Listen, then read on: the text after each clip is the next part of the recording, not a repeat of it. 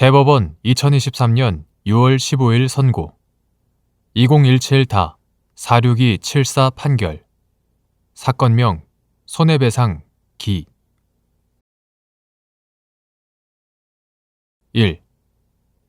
제조업체가 위법한 쟁의 행위로 조업을 하지 못함으로써 입은 고정비용 상당 손해배상을 구하기 위하여 증명하여야 할 사항 및 이때 간접 반증이 없는 한 제품이 생산되었다면 그 후 판매되어 제조업체가 매출이익을 얻고 생산에 지출된 고정비용을 회수할 수 있다고 추정되는지 여부.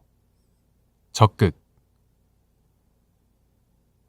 쟁의 행위 종료 후 상당한 기간 안에 추가 생산을 통하여 쟁의 행위로 인한 부족 생산량이 만회되는 등 매출 감소의 결과에 이르지 아니할 것으로 볼 수 있는 사정이 증명된 경우 고정비용 상당 손해 발생의 추정이 복멸되는지 여부.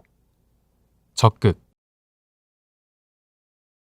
제조업체가 위법한 쟁의 행위로 조업을 하지 못함으로써 입은 고정비용 상당 손해배상을 구하는 경우 제조업체는 조업 중단으로 인하여 일정량의 제품을 생산하지 못하였다는 점 및 생산 감소로 인하여 매출이 감소하였다는 점을 증명하여야 할 것이지만 제품이 생산되었다면 그 후 판매되어 제조업체가 이로 인한 매출이익을 얻고 또 생산에 지출된 고정비용을 매출 원가의 일부로 회수할 수 있다고 추정함이 상당하고 다만 해당 제품이 이른바 적자 제품이라거나 불황 또는 제품의 결함 등으로 판매 가능성이 없다는 등의 특별한 사정에 대한 간접 반증이 있으면 이러한 추정은 복멸된다. 그리고 쟁의 행위 종료 후 상당한 기간 안에 추가 생산을 통하여 쟁의 행위로 인한 부족 생산량이 만회되는 등 생산 감소로 인하여 매출 감소의 결과에 이르지 아니할 것으로 볼 수 있는 사정이 증명된 경우도 마찬가지이다. 2. 권리 행사가 권리 남용에 해당하기 위한 요건. 권리 행사가 권리의 남용에 해당한다고 할 수 있으려면 주관적으로 권리 행사의 목적이 오직 상대방에게 고통을 주고 손해를 입히려는 데 있을 뿐 행사하는 사람에게 아무런 이익이 없는 경우이어야 하고 객관적으로는 권리 행사가 사회 질서에 위반된다고 볼 수 있어야 한다. 이와 같은 경우에 해당하지 않는 한 비록 권리의 행사에 의하여 권리 행사자가 얻는 이익보다 상대방이 입을 손해가 현저히 크다고 하여도 그러한 사정만으로는 이를 권리 남용이라 할 수 없다. 3. 위법한 쟁의 행위로 인한 손해배상 청구 사건에서 개별 조합원 등에 대한 책임 제한의 정도를 판단하는 기준. 불법 행위로 인한 손해배상 사건에서 과실상계 또는 책임 제한의 사유에 관한 사실 인정이나 비율을 정하는 것은 원칙적으로 사실심의 전권사항에 속하는 것이지만 그것이 형평의 원칙에 비추어 현저히 불합리하다고 인정되는 경우에는 위법한 것으로서 허용되지 않는다. 노동조합 및 노동관계조정법은 쟁의 행위의 주체가 노동조합이고 제2조, 제37조 노동조합은 쟁의 행위에 대한 지도, 관리, 통제 책임을 지며 제38조 제3항 쟁의 행위는 조합원 과반수의 찬성으로 결정하여야 한다. 제41조 제1항 결정하여야 한다고 규정하고 있다. 이처럼 노동조합이라는 단체에 의하여 결정, 주도되고 조합원의 행위가 노동조합에 의하여 집단적으로 결합하여 실행되는 쟁의 행위의 성격에 비추어 단체인 노동조합이 쟁의 행위에 따른 책임의 원칙적인 귀속 주체가 된다. 위법한 쟁의 행위를 결정, 주도한 노동조합의 지시에 따라 실행에 참여한 조합원으로서는 쟁의 행위가 다수결에 의해 결정되어 일단 방침이 정해진 이상 쟁의 행위의 정당성에 의심이 간다고 하여도 노동조합의 지시에 불응하기를 기대하기는 사실상 어렵고, 급박한 쟁의 행위 상황에서 조합원에게 쟁의 행위의 정당성 여부를 일일이 판단할 것을 요구하는 것은 근로자의 단결권을 약화시킬 우려가 있다. 그렇지 않은 경우에도 노동조합의 의사결정이나 실행 행위에 관여한 정도 등은 조합원에 따라 큰 차이가 있을 수 있다.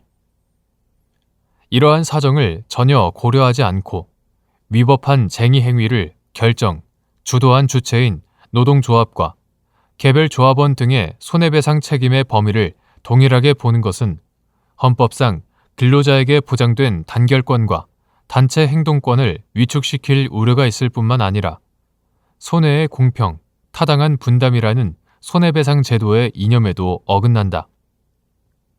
따라서 개별 조합원 등에 대한 책임 제한의 정도는 노동조합에서의 지위와 역할, 쟁의 행위 참여 경위 및 정도, 손해 발생에 대한 기여 정도, 현실적인 임금 수준과 손해배상 청구 금액 등을 종합적으로 고려하여 판단하여야 한다.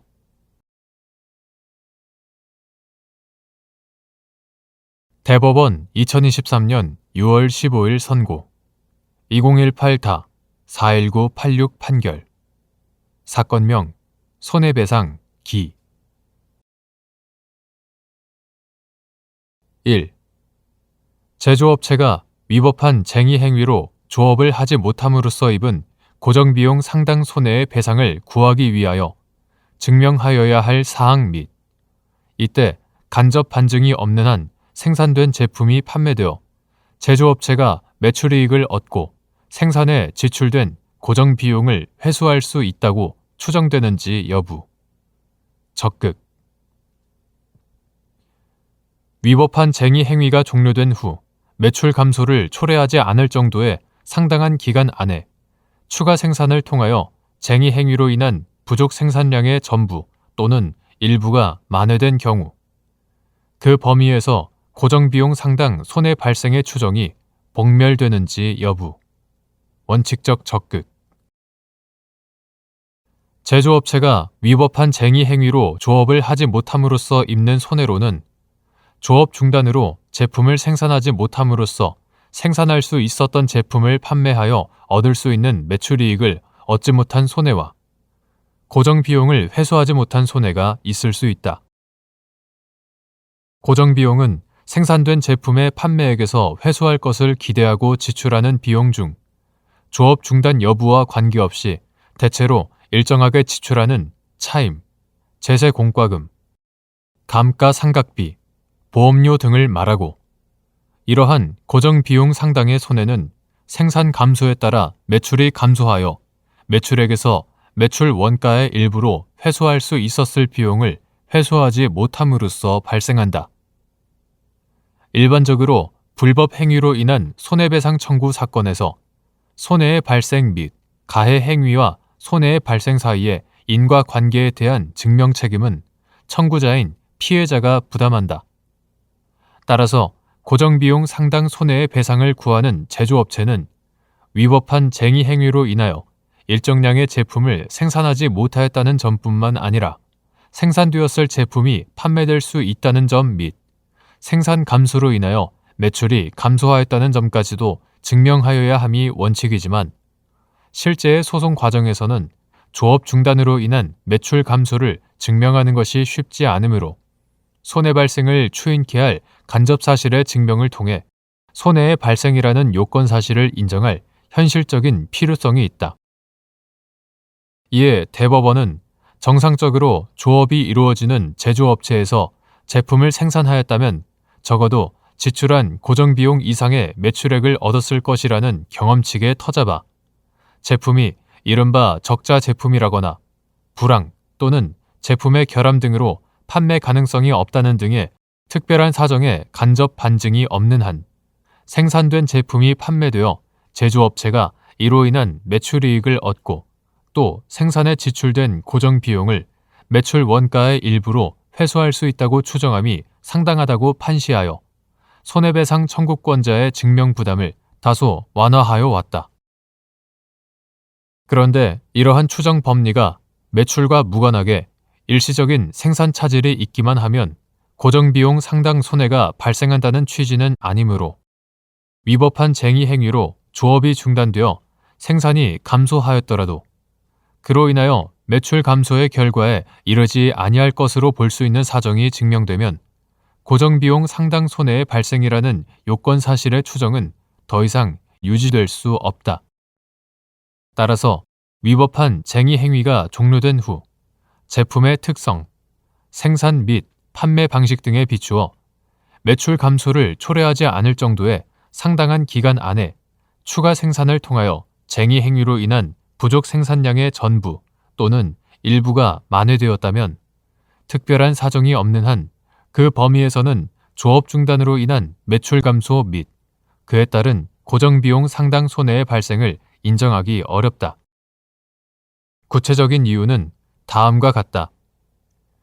첫째, 경험칙에 따라 고정비용 상당 손해의 발생이 추정되는 사실이 밝혀지는 경우에도 상대방은 해당 사실이 경험칙 적용의 대상이 되지 못하는 사정을 증명하여 경험칙의 터잡은 사실상의 추정을 복멸할 수 있다. 종래 대법원은 생산에 따른 판매 및 매출이익 발생의 추정을 복멸할 수 있는 일정한 간접 반증 사유를 거시한 바 있지만 생산 감소로 인한 매출 감소 및 그에 따른 고정비용 상당 손해 발생의 추정을 복멸할 간접 반증 사유도 충분히 상정해 볼 수 있다. 둘째, 고정비용 상당의 손해는 조업 중단으로 말미암아 생산량이 감소함에 따라 판매와 매출이 감소하여 매출액에서 회수할 수 있었던 비용을 회수하지 못함으로써 발생하고 고정비용은 추가 생산으로 생산량을 만회한다고 하여 그에 비례하여 더 지출되는 성격의 것이 아니다. 이러한 고정비용의 성격 및 고정비용 상당 손해가 현실화되는 과정에 비추어 보면 조업 중단으로 일시적인 생산 차질이 발생하였더라도 그것이 매출 감소로 이어질 개연성이 있는지를 살펴보아야 하고 쟁의 행위가 종료된 후 제품의 특성, 생산 및 판매 방식 등에 비추어 매출 감소를 초래하지 않을 정도의 상당한 기간 안에 추가 생산으로 부족 생산량이 만회되었다면 생산 감소에 따라 매출 감소를 추정하는 경험칙을 더 이상 적용할 수 없으므로 이러한 추정은 복멸된다고 봄이 타당하다. 다만 이에 대하여 제조업체는 생산량 회복이 쟁의 행위로 인한 부족 생산량을 만회하기 위한 것이 아니라 그와 무관한 다른 요인에 의하여 이루어졌다는 사정 등을 증명함으로써 다시 추정 법리가 유지되도록 할 수 있을 것이다. 셋째, 계속적으로 이루어지는 기업의 생산 활동에서 쟁의 행위 기간까지의 생산과 그 후의 생산을 준별할 근거가 없고 현대화된 기업 환경에서 제조업체는 대개 시설 고장이나 단전 등 다양한 변수에 대응하여 생산 차질에 불구하고 생산량을 탄력적으로 회복할 수 있는 생산 관리 체계, 추가 근로 체계의 정비나 생산 속도의 조절 등 생산 관리 체계를 구축하여 유기적으로 생산 활동을 수행한다. 또한 자동차와 같이 예약 판매 방식으로 판매되거나 제조업체가 시장 지배적 사업자의 지위에 있는 경우 생산이 다소 지연되더라도 매출 감소로 이어지지 않을 개연성이 있다. 따라서 쟁의 행위가 종료되고 근로자들의 참여로 쟁의 행위로 인한 부족 생산량의 전부 또는 일부가 만회되면 그 전체를 살펴 손해 발생 여부를 판단하여야 하고 쟁의 행위 종료 후 적시에 생산량을 만회함으로써 매출에 영향을 미치지 않을 개연성이 있는 경우 법원으로서는 근로자에게 그러한 사정에 대하여 증명할 기회를 부여하는 등 필요한 심리를 하여야 한다. 넷째, 신의칙 또는 손해부담의 공평이라는 손해배상 제도의 이념에 비추어 불법 행위의 피해자에게는 손해의 확대를 방지하거나 감경하기 위하여 노력할 일반적인 의무가 있다. 위와 같은 생산량의 회복은 제3자의 불법 행위로 조업이 중단된 사안에서와 달리 손해를 경감하려는 사용자의 적절하고 합리적인 노력에 근로자들의 협력과 노동이 함께 더하여짐으로써 달성되는 것이므로 이를 오로지 사용자의 노력으로 손해가 회복된 것이라고 볼 수 없다. 2. 권리 행사가 권리 남용에 해당하기 위한 요건. 권리 행사가 권리의 남용에 해당한다고 할 수 있으려면 주관적으로 권리 행사의 목적이 오직 상대방에게 고통을 주고 손해를 입히려는 데 있을 뿐 행사하는 사람에게 아무런 이익이 없는 경우이어야 하고, 객관적으로는 권리 행사가 사회 질서에 위반된다고 볼 수 있어야 한다. 이와 같은 경우에 해당하지 않는 한 비록 권리의 행사에 의하여 권리 행사자가 얻는 이익보다 상대방이 입을 손해가 현저히 크다고 하여도 그러한 사정만으로는 이를 권리남용이라 할 수 없다.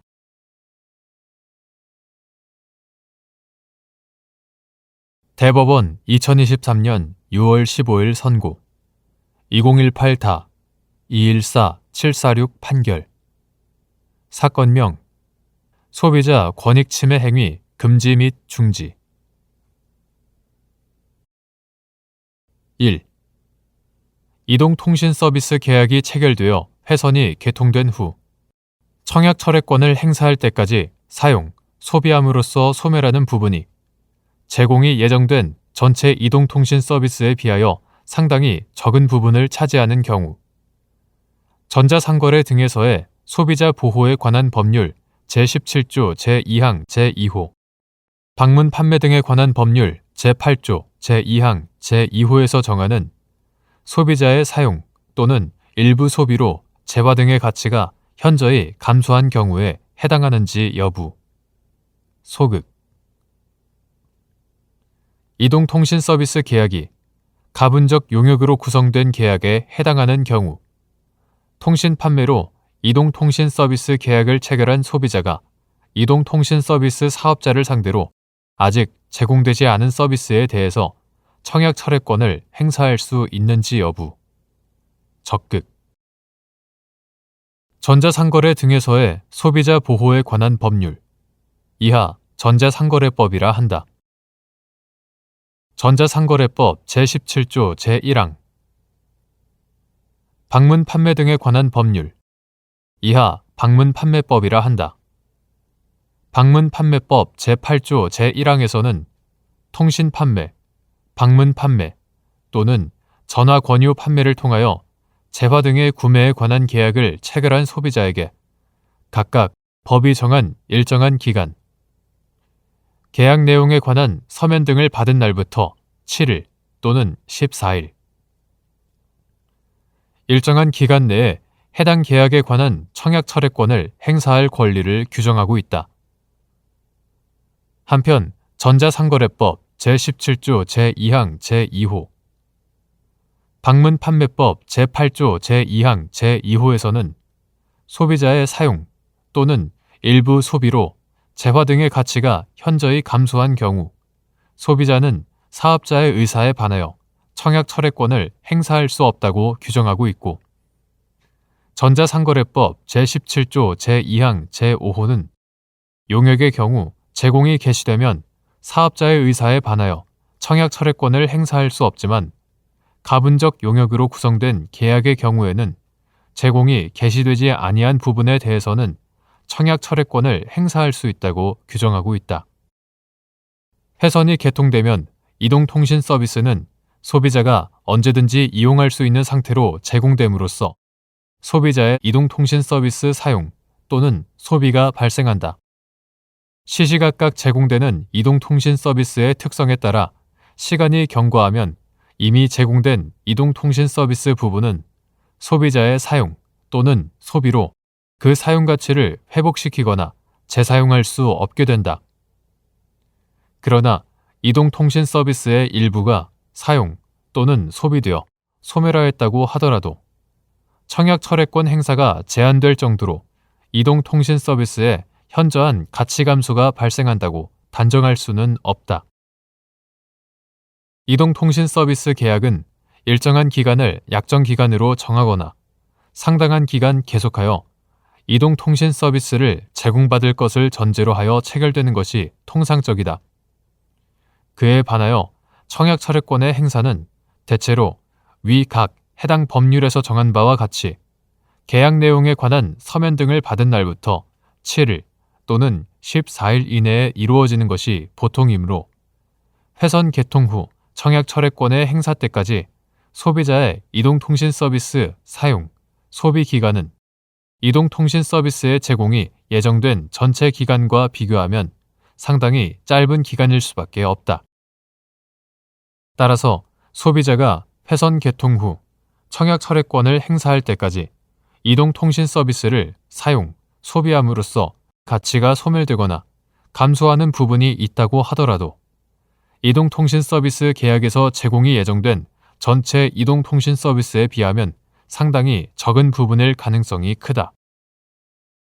이처럼 회선 개통 후 청약철회권을 행사할 때까지 사용, 소비함으로써 소멸하는 부분이 제공이 예정된 전체 이동통신 서비스에 비하여 상당히 적은 부분을 차지하는 경우 전자상거래법 제17조 제2항 제2호 방문판매법 제8조 제2항 제2호에서 정하는 소비자의 사용 또는 일부 소비로 재화 등의 가치가 현저히 감소한 경우에 해당한다고 보기 어렵다.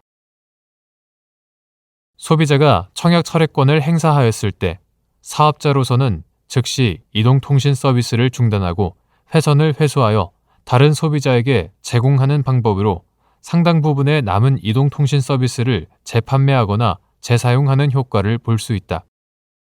이러한 경우 청약철회권을 행사한 소비자가 이동통신 서비스를 일부 사용하였다고 하더라도 사업자는 이동통신 서비스 상당 부분의 가치를 여전히 보유하고 있다고 볼 수 있기 때문이다.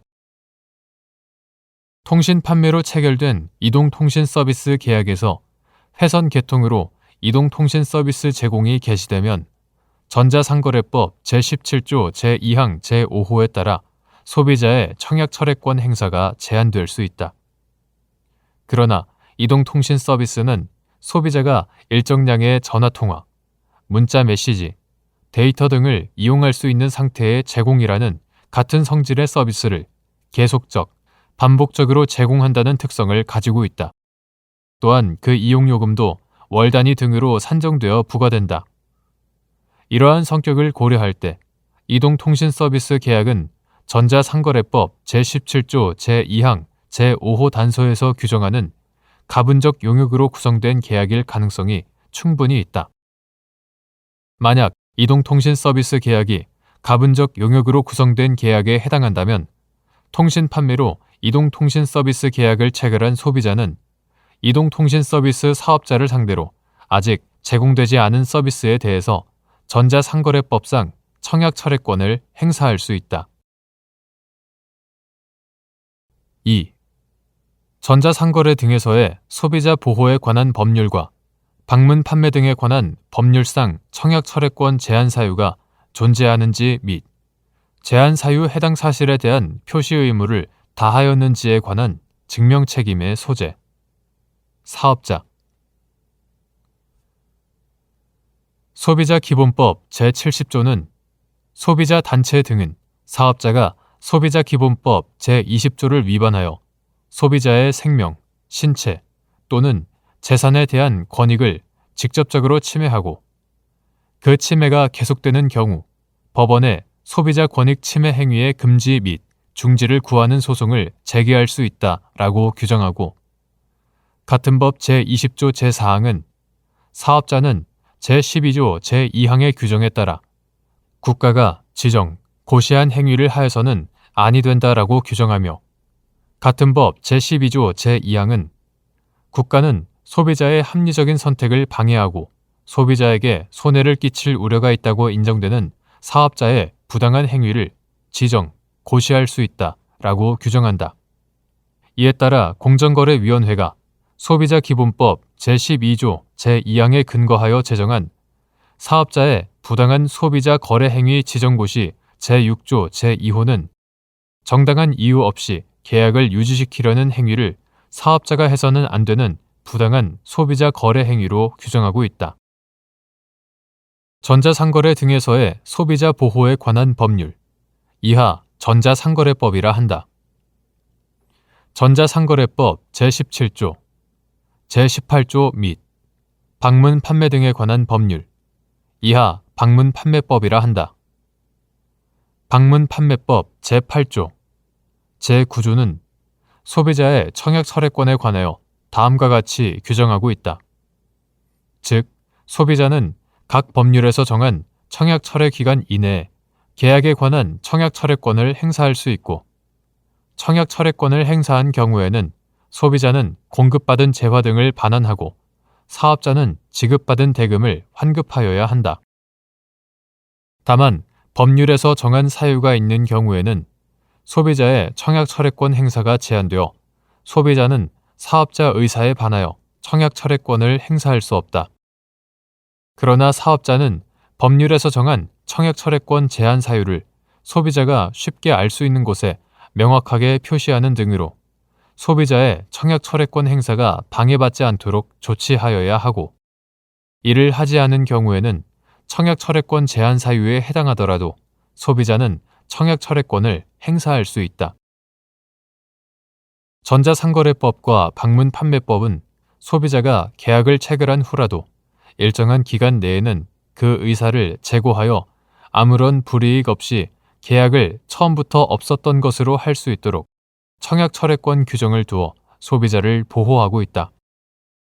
소비자는 청약 철회권을 행사함으로써 그 계약에서 정한 위약금 등을 부담하지 않고도 체결된 계약을 일방적으로 해소할 수 있고, 이러한 점에서 청약 철회권의 행사는 일반적인 계약의 해지와는 구별된다. 소비자에게 청약 철회권 행사의 자유는 최대한 보장되어야 하고, 그 제한은 예외적으로만 허용되어야 한다. 위 각 법률이 사업자에게 청약 철회권 제한 사유에 대한 표시 의무를 부담시키고 이를 다하지 않는 경우에는 소비자에게 청약 철회권 행사를 할 수 있도록 하는 것도 이러한 취지에서라고 할 수 있다. 위와 같은 소비자 기본법 제70조 및 전자상거래법 등의 입법 취지와 청약 철회권 제도의 목적 및 내용을 고려할 때 소비자의 청약 철회권 행사에 대해서 사업자가 이를 부정하고 계약을 유지시키기 위해서는 청약 철회권 제한 사유가 존재하는지 및 그러한 제한 사유 해당 사실에 대한 표시 의무를 다하였는지를 모두 증명하여야 한다.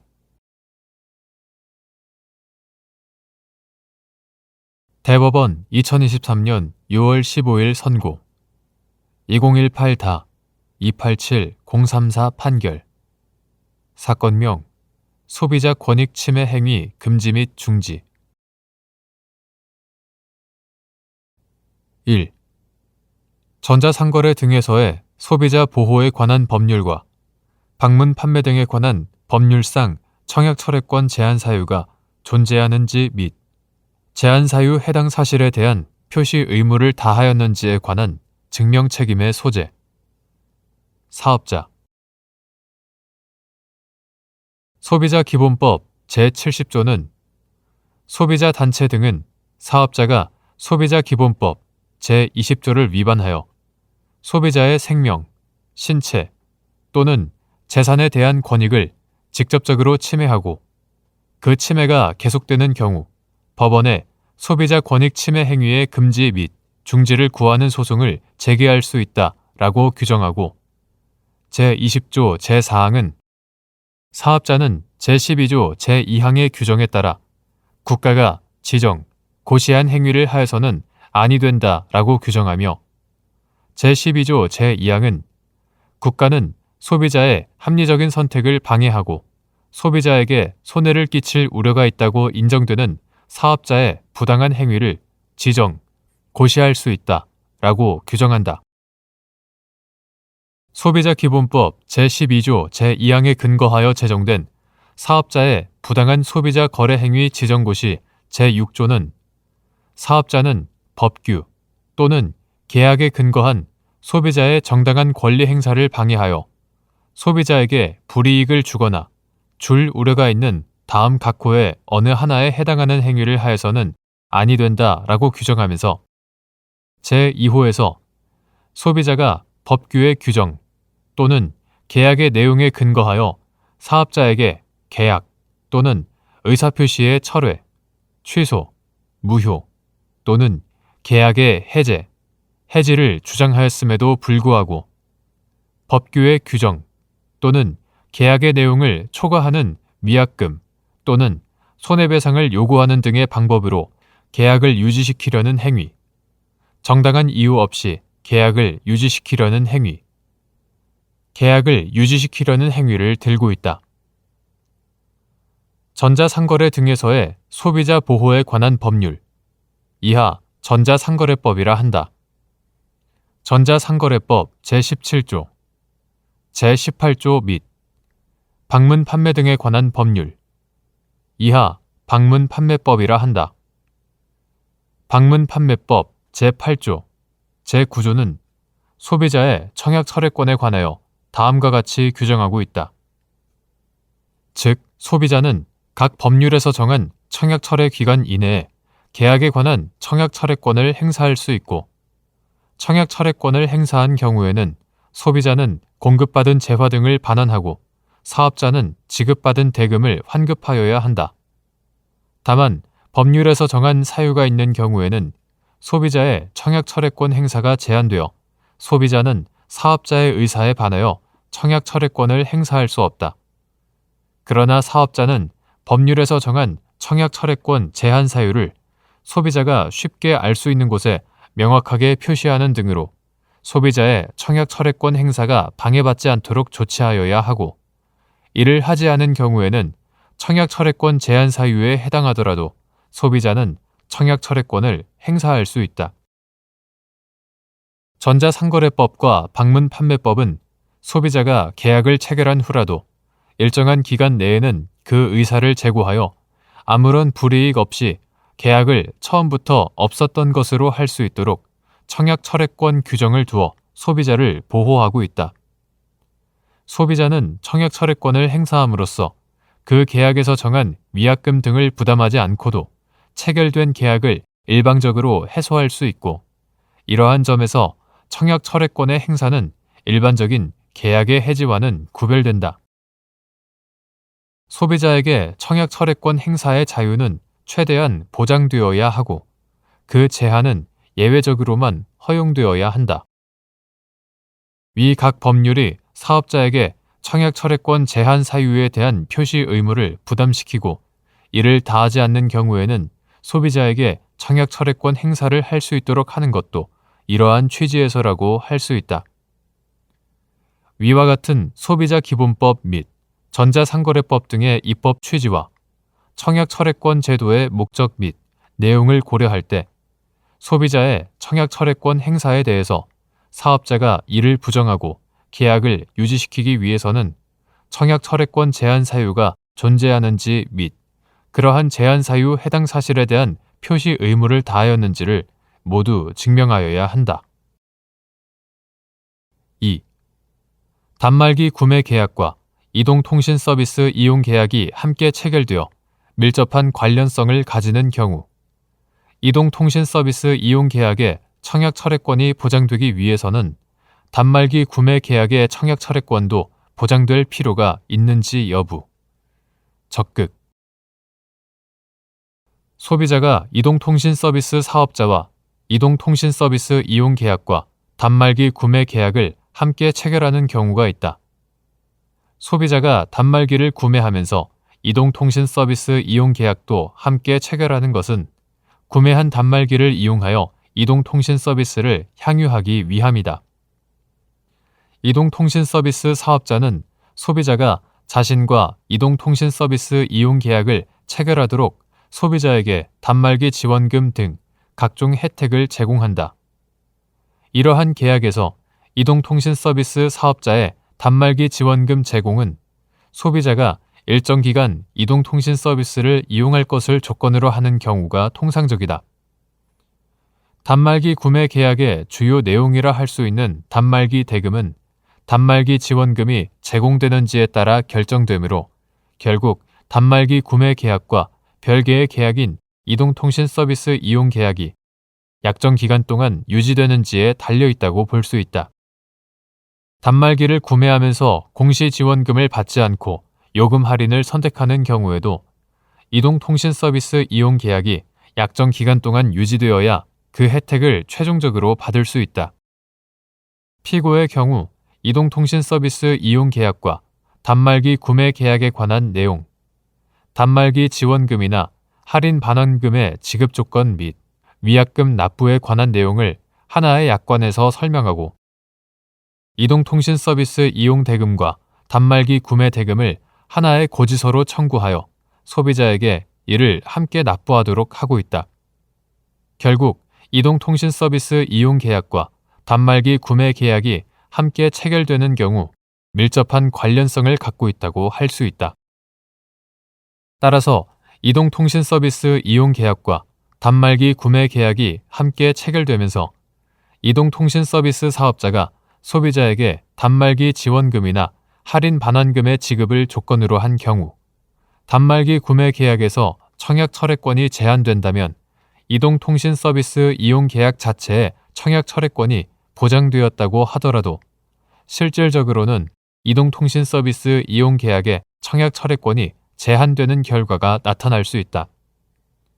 단말기 구매 계약을 그대로 둔 채 이동통신 서비스 이용 계약에 대해서만 청약 철회권의 행사가 이루어지면 소비자는 단말기 지원금 등의 지급 조건을 어긴 것이 되어 단말기 지원금 등을 반환할 수밖에 없다.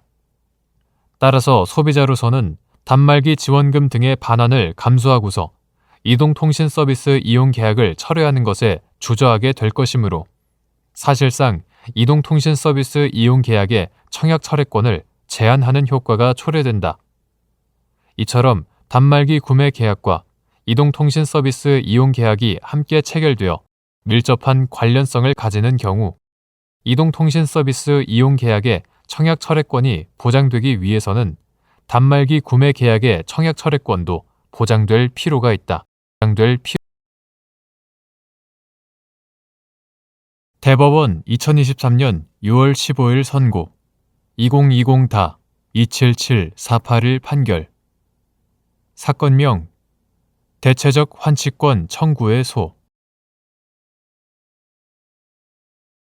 1.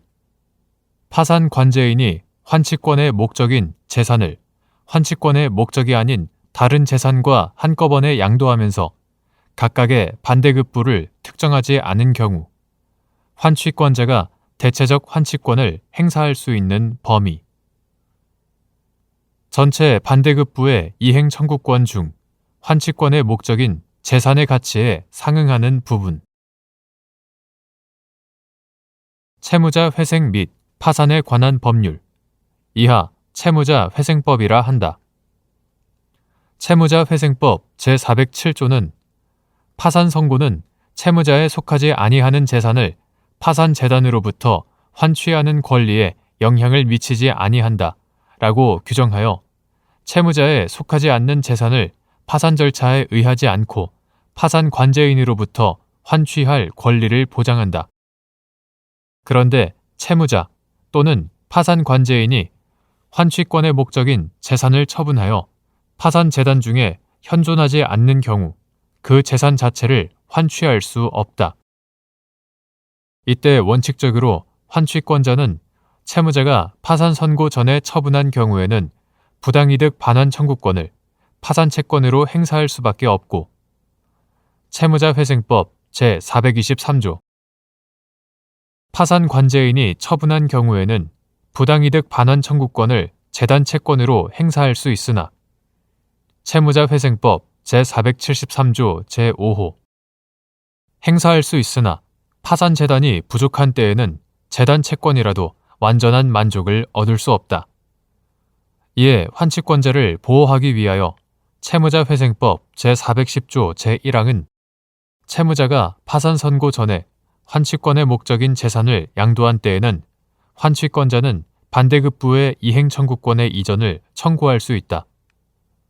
파산 관제인이 환취권의 목적인 재산을 양도한 때에도 또한 같다라고 규정하고, 제2항은 제1항의 경우 파산관제인이 반대급부의 이행을 받은 때에는 환취권자는 파산관제인이 반대급부로 받은 재산의 반환을 청구할 수 있다라고 규정한다. 이와 같이 환취권자가 양도된 환취권의 목적인 재산에 관한 반대급부 이행 청구권의 이전 또는 반대급부로 받은 재산의 반환을 청구할 수 있는 권리를 대체적 환취권이라 한다. 파산관제인이 환취권의 목적인 재산을 양도하였으나 양수인이 반대급부를 이행하지 않은 경우 환취권자는 파산관제인에게 반대급부 이행 청구권의 이전을 청구할 수 있다. 채무자회생법 제410조 제1항 만약 파산관제인이 환취권의 목적인 재산을 환취권의 목적이 아닌 다른 재산과 한꺼번에 양도하면서 각각의 반대급부를 특정하지 않은 경우 환취권자는 전체 반대급부의 이행 청구권 중 환취권의 목적인 재산의 가치에 상응하는 부분에 한하여 대체적 환취권을 행사할 수 있다. 2. 파산관제인이 채무자 회생 및 파산에 관한 법률 제415조 제1항에서 정한 임차인에게 해당 주택, 대지 포함, 해당 주택을 양도하면서 파산법원으로부터 별채권 목적의 환수 허가 등을 얻은 경우 매매대금 채권을 자동채권으로 하여 환취권의 목적인 재산의 가치에 상응하는 부분을 제외한 나머지 부분의 범위 내에 있는 임차인의 임대차 보증금 상당 환수대금 채권과 상계하거나 상계합의를 할 수 있는지 여부. 적극. 파산재단에 속하는 재산상에 존재하는 유치권, 질권, 저당권, 동산, 채권 등의 담보에 관한 법률에 따른 담보권 또는 전세권을 가진 자는 그 목적인 재산에 관하여 당연히 별채권을 가지고 채무자 회생 및 파산에 관한 법률 이하 채무자 회생법이라 한다. 채무자 회생법 제411조 별채권은 파산 절차에 의하지 아니하고 이를 행사할 수 있다. 채무자 회생법 제412조 별채권은 특정한 재산이 파산재단에 속하는 것을 전제로 해당 재산으로부터 우선적으로 피담보 채권을 변제받는 권리이므로 환취권의 목적이 아닌 재산으로서 파산재단에 속하는 재산에 대하여만 인정된다. 채무자회생법 제422조 제1호는 파산채권자가 파산 선고 후에 파산재단에 대하여 채무를 부담한 때를 상계금지 사유로 규정하고 있다. 이는 파산채권자가 파산 선고 후에 부담한 채무를 파산채권과 상계하도록 허용한다면 그 파산채권자에게 그 금액에 대하여 다른 파산채권자들보다 우선하여 변제하는 것을 용인하는 것이 되어 결과적으로 파산채권자 사이의 공평을 해치게 되므로 이를 방지하기 위하여 상계를 금지하고 파산 절차에 의하여 파산채권을 행사하도록 한 것에 그 목적이 있다. 이 법리는 특별한 사정이 없는 한 파산채권자와 파산관제인이 상계에 합의를 한 경우에도 마찬가지로 봄이 타당하다.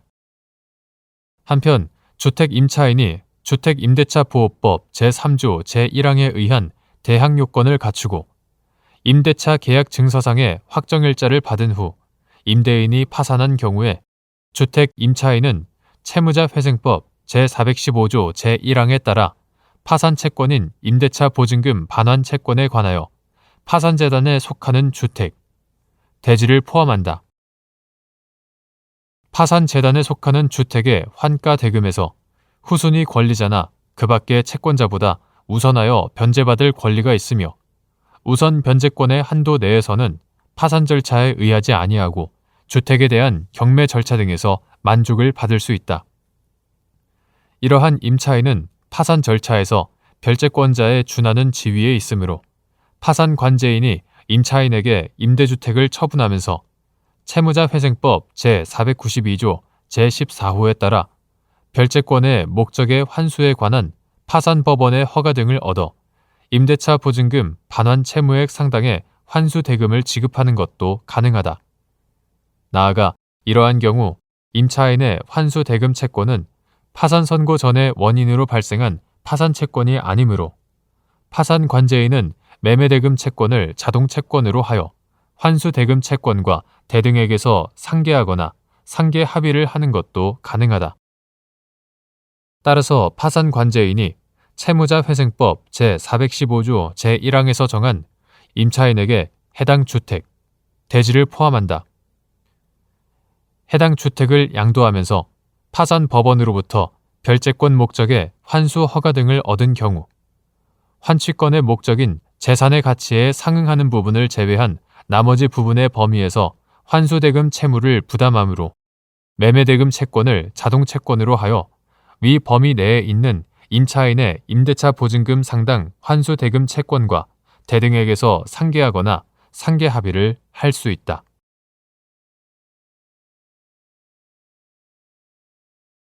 대법원 2023년 6월 15일 선고 2021-2006-691 판결 사건명 보험금 1. 보험약관의 해석에서 객관적, 획일적 해석의 원칙 보험약관은 신의성실의 원칙에 따라 당해 약관의 목적과 취지를 고려하여 공정하고 합리적으로 해석하되 개개의 계약 당사자가 기도한 목적이나 의사를 참작함이 없이 평균적 고객의 이해 가능성을 기준으로 보험단체 전체의 이해관계를 고려하여 객관적, 획일적으로 해석하여야 한다. 2. 자동차 상해보험의 법적 성격 자동차 상해보험은 피보험자가 피보험 자동차를 소유, 사용, 관리하는 동안에 생긴 피보험 자동차의 사고로 인하여 상해를 입었을 때 보험자가 보험약관에 정한 사망보험금이나 부상보험금 또는 후유장해 보험금 등을 지급할 책임을 지는 인보험의 일종으로서 그 성질상 상해보험에 속한다. 3. 갑의 배우자 을이 병보험회사와 체결한 업무용 자동차 보험 계약에는 갑을 피보험자로 하는 자동차 상해 담보 특약이 포함되어 있고 위 보험 계약에 편입된 자동차 상해 특별 약관에는 피보험자가 피보험 자동차 운행으로 인한 사고로 죽거나 상해를 입은 경우 실제 손해액에서 비용을 더하고 공제액을 뺀 금액을 보험금으로 지급하며 이때 실제 손해액은 별표 1. 대인배상 무보험 자동차에 의한 상해보험금 지급 기준에 따라 산출한 금액 또는 소송이 제기되었을 경우에는 법원의 확정 판결 등에 따른 금액으로서 과실상계 및 보상 한도를 적용하기 전의 금액을 의미한다고 규정되어 있는데 갑이 피보험 자동차 운행 중 발생한 사고로 상해를 입자 병회사를 상대로 자동차 상해 담보 특약에 따른 보험금의 지급을 구하는 소를 제기한 사안에서 자동차 상해 특별 약관상 법원의 확정 판결 등에 따른 금액으로서 과실상계 및 보상 한도를 적용하기 전의 금액을 실제 손해액으로 볼 수 있게 되는 소송이 제기된 경우란 보험사고에 해당하는 자동차 사고 피해에 관하여 손해배상 청구 등 별개의 소가 제기된 경우를 의미하는 것이지 위 특별약관에 따라 자동차 상해보험금을 청구하는 소 그 자체가 제기된 경우는 포함되지 않는다고 해석함이 타당한데도 이와 달리 본 원심 판결에는 법리 오해에 잘못이 있다고 한 사례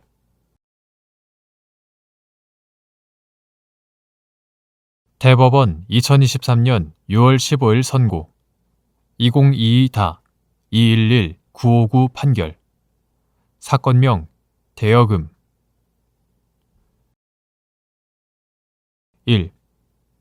금전 소비 대차 계약 당사자 사이의 경제력 차이로 인하여 이율이 사회통념상 허용되는 한도를 초과하여 현저하게 고율로 정해진 경우 그 부분 이자 약정의 효력 무효 공증료를 채무자가 당연히 부담해야 할 성질의 것이거나 담보권 설정 비용으로 볼 수 있는지 여부 소극 금전 소비대차 계약과 함께 이자의 약정을 하는 경우, 양쪽 당사자 사이의 경제력의 차이로 인하여 그 이율이 당시의 경제적, 사회적 여건에 비추어 사회 통념상 허용되는 한도를 초과하여 현저하게 고율로 정하여졌다면 그와 같이 허용할 수 있는 한도를 초과하는 부분의 이자 약정은 대주가 그의 우월한 지위를 이용하여 부당한 이득을 얻고 차주에게는 과도한 반대급부 또는 기타의 부당한 부담을 지우는 것이므로 선량한 풍속, 기타 사회 질서에 위반한 사항을 내용으로 하는 법률 행위로서 무효이다. 공증료는 채권자가 채무자의 채무 불이행에 대비하여 강제 집행을 위한 집행 권한을 미리 확보해 놓는 데 드는 비용으로서 채무자가 당연히 부담해야 할 성질의 것도 아니고 담보권 설정 비용으로 볼 수도 없다. 2. 갑저축은행이 연 24%의 약정 이율로 을 주식회사에 대출을 하였는데 대출 당시 갑저축은행이 을 회사의 대출 원금에서 인지대 및 신용조사료를 공제한 나머지 금원을 입금해 주었고 을 회사는 대출 당일 갑저축은행의 이자 상환 명목의 금원을 지급하였으며 대출원금이 입금된 을 회사의 계좌에서 대출 취급 수수료, 공증료 명목의 금원이 출금된 사안에서 갑저축은행이 그의 우월한 지위를 이용하여 사회 통념상 허용되는 한도를 초과하는 대출의 대가를 지급받은 이상 을 회사가 지급한 금원 중 한도를 초과한 부분은 법정 충당에 의하여 원금에 충당될 여지가 있다고 한 사례.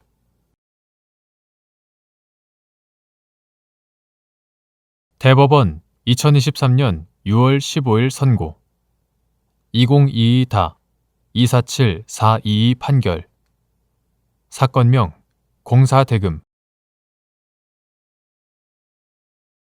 1. 처분 문서의 증명력 및 계약 당사자가 누구인지 확정하는 방법. 의사표시의 해석은 당사자가 그 표시 행위에 부여한 객관적인 의미를 명백하게 확정하는 것으로서 계약 당사자 사이에 어떠한 계약 내용을 처분 문서인 서면으로 작성한 경우에는 서면에 사용된 문구에 구애받는 것은 아니지만 어디까지나 당사자의 내심에 있는 의사가 어떠한지와 관계없이 서면의 기재 내용에 따라 당사자가 표시 행위에 부여한 객관적 의미를 합리적으로 해석하여야 한다. 이 경우 문헌의 객관적인 의미가 명확하다면 특별한 사정이 없는 한 문헌대로의 의사표시의 존재와 내용을 인정하여야 한다.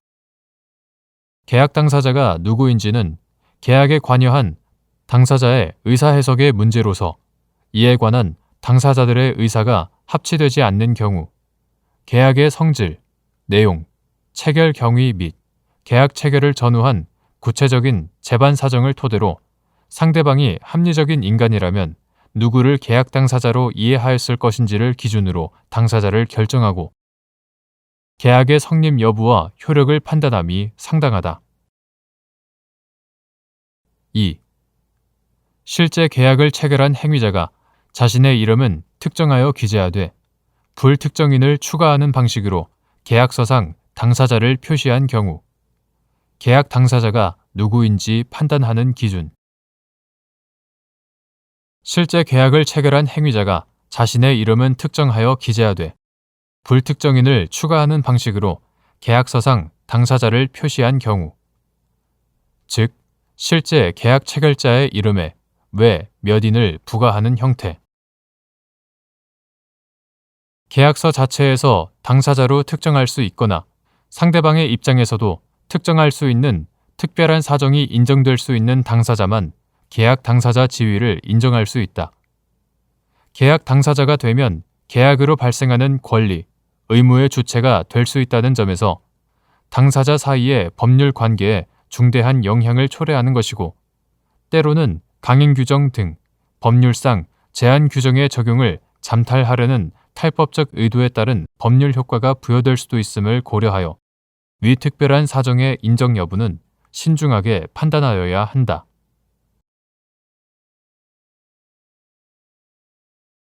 대법원 2023년 6월 15일 선고 2022-303766 판결 사건명 지적 등록사항 정정 절차 협력 이행의 소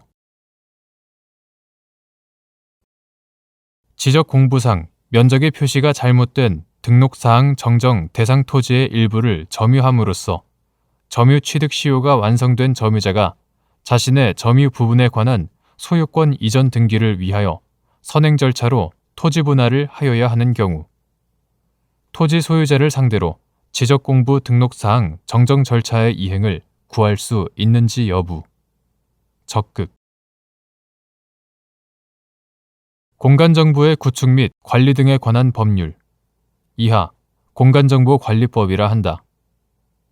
공간정보관리법 제84조 제1항은 토지 소유자는 지적공부의 등록사항에 잘못이 있음을 발견하면 지적소관청에 그 정정을 신청할 수 있다라고 규정하고 제2항은 지적소관청은 지적공부의 등록사항에 잘못이 있음을 발견하면 대통령령으로 정하는 바에 따라 직권으로 조사, 측량하여 정정할 수 있다라고 규정하고 있다.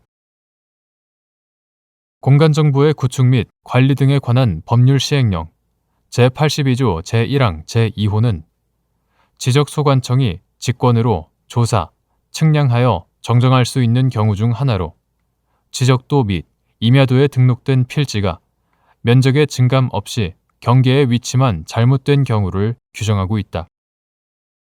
이러한 규정들을 종합하면 지적공부의 등록사항 중 면적의 표시에 잘못이 있는 경우에는 지적소관청이 이를 직권으로 정정할 수 없고 토지 소유자의 신청에 의하여만 정정할 수 있다. 나아가 공간정보관리법 제87조는 토지 소유자의 채권자 등은 이 법에 따라 토지 소유자가 해야 하는 신청을 대신할 수 있다고 규정하면서 그 단서에서 등록사항 정정 대상 토지는 제외한다고 정하고 있다. 한 필지의 토지 중 일부에 관하여 점유 취득 시효가 완성된 경우 점유자가 토지 소유자로부터 그 부분에 관한 소유권을 이전받으려면 먼저 그 한 필지의 토지 중 점유 취득 시효가 완성된 부분에 대한 분할 절차를 거치는 것이 일반적인 방법이다. 이때 그 한 필지의 토지가 지적공부상 면적의 표시가 잘못된 등록사항 정정 대상 토지라면 면적이 확정되어 있지 않아 그 상태로 토지 분할을 하는 것은 어려우므로 면적의 확정이 선행되어야 할 것인데 그 방법으로는 공간정보관리법 제84조에서 규정하는 지적공부의 등록사항 정정 절차가 있다. 그런데 앞서 보았듯이 공간정보관리법은 토지 소유자가 아닌 점유 취득 시효가 완성된 점유자가 직접 지적공부의 등록사항 정정 신청을 하거나 토지 소유자를 대위하여 신청할 수 있는 방법을 규정하고 있지 않다. 지적공부상 면적의 표시가 잘못된 등록사항 정정 대상 토지의 일부를 점유함으로써 점유 취득 시효가 완성된 점유자가 자신의 점유 부분에 관한 소유권 이전 등기를 위하여 선행 절차로 토지 분할을 하여야 하는 경우 점유자는 소유권 이전 등기 청구권을 실행하기 위하여 토지 소유자를 상대로 지적공부 등록사항 정정 절차의 이행을 구할 수 있다고 보아야 한다. 이와 달리 점유자가 지적공부 등록사항 정정 절차 이행을 구할 수 없다고 본다면 토지 소유자가 지적공부 등록사항 정정 신청을 하지 않는 이상 점유자는 점유 부분에 관한 소유권을 이전받을 수 없게 되므로 점유 취득 시효가 완성됨에 따라 소유권 이전 등기 청구권을 갖는 점유자의 법적 지위가 보장받지 못하게 되는 결과가 발생한다.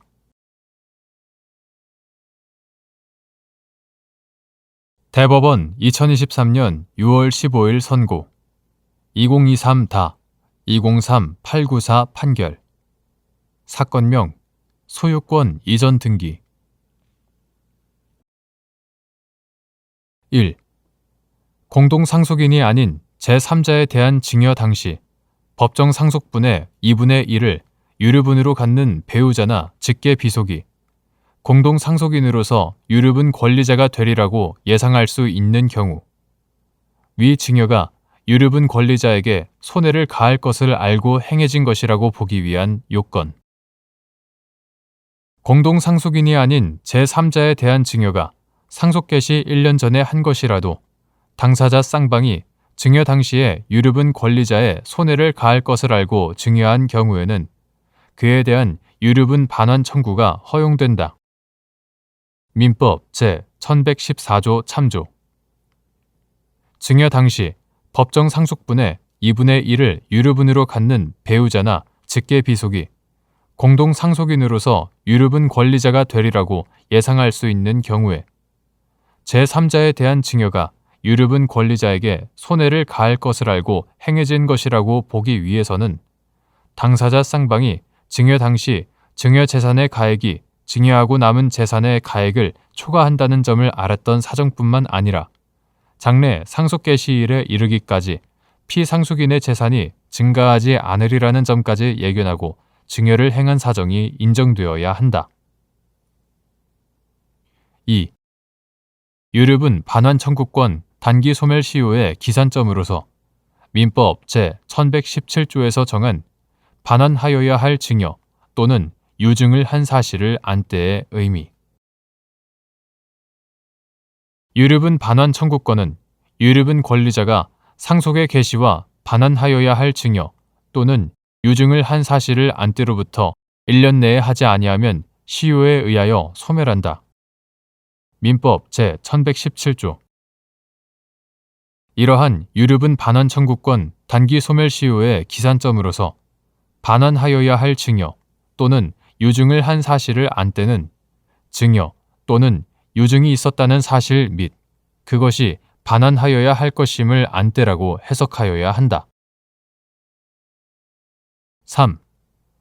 유류분 권리자가 피상속인으로부터 부동산의 등기를 이전받은 제3자를 상대로 등기의 무효 사유를 주장하며 소유권 이전 등기의 말소를 구하는 소를 제기하였으나 오히려 증여된 것으로 인정하는 판결이 선고되어 확정된 경우 판결이 확정된 때 증여가 있었다는 사실 및 그것이 반환하여야 할 것임을 알았다고 보아야 하는지 여부. 원칙적 적극. 유류분 권리자가 피상속인으로부터 그 소유 부동산의 등기를 이전받은 제3자를 상대로 등기의 무효 사유를 주장하며 소유권 이전 등기의 말소를 구하는 소를 제기하고 관련 증거를 제출하였으나 오히려 증여된 것으로 인정되어 무효 주장이 배척된 판결이 선고되어 확정된 경우라면 특별한 사정이 없는 한 그러한 판결이 확정된 때 비로소 증여가 있었다는 사실 및 그것이 반환하여야 할 것임을 알았다고 보아야 한다. 4. 유류분 권리자가 반환을 청구할 수 있는 유류분 부족액 산정 방법. 상속이 개시되면 일정 범위의 상속인은 피상속인의 재산에 대해서 일정한 비율을 확보할 수 있는 유류분권을 가진다.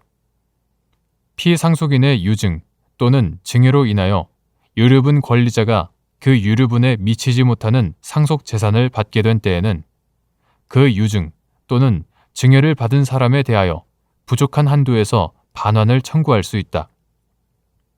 민법 제1115조 제1항 참조.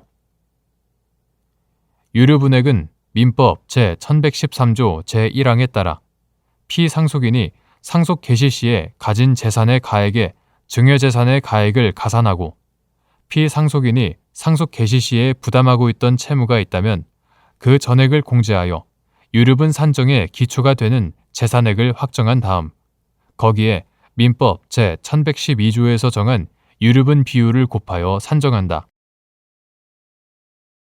유류분 권리자가 반환을 청구할 수 있는 유류분 부족액은 위와 같이 산정한 유류분액에서 유류분 권리자가 받은 특별 수익액과 순상속분액을 공제하는 방법으로 산정한다.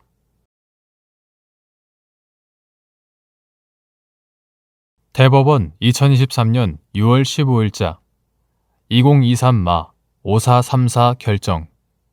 사건명 농업회사 법인 해산명령 청구 소송.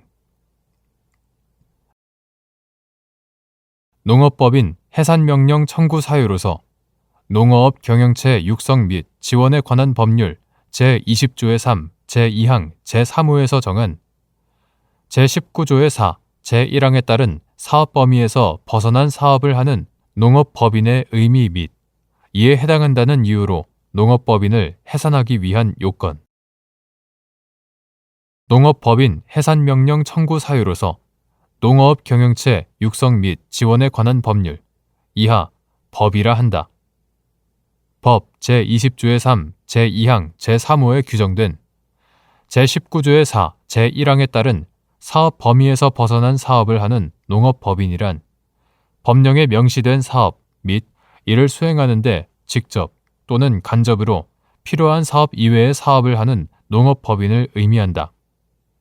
그리고 농업법인 해산명령의 다른 사유들과의 균형. 해산명령이 해당 농업법인의 법인격을 박탈하는 중대한 효과를 발생시키는 점 등을 고려하면 농업법인이 법에서 정한 범위에서 벗어난 사업을 영위한 사실만으로 곧바로 해당 농업법인을 해산할 것이 아니라 범위를 벗어나 영위한 사업의 내용, 경위, 행위의 태양 및 위법성의 정도, 공익 침해의 정도 등을 종합하여 볼 때 해당 농업법인을 더 이상 존속시킬 수 없는 경우에 이르러야 한다고 봄이 타당하다.